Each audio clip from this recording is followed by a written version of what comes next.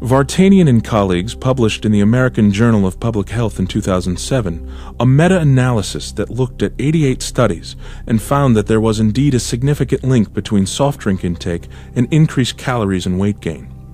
Soft drink consumption was also tied to heightened risks of several diseases, notably type 2 diabetes specifically, and was also associated with suboptimal intakes of milk and calcium, as well as other essential nutrients.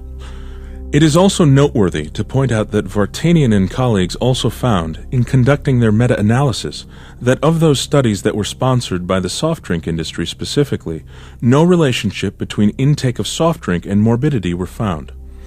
However, most of the independent studies, that is, those that were fully funded by non-soft drink companies, were able to find conclusive evidence that soft drinks were indeed deleterious to the health, thereby establishing a significant relationship between soft drink intake and increased weight gain, as well as increased incidences of type 2 diabetes. Their work really only added to other health concerns that have been previously documented.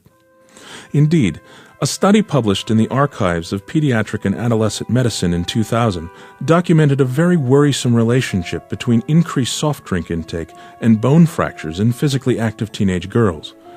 The study findings were so convincing that the researchers concluded.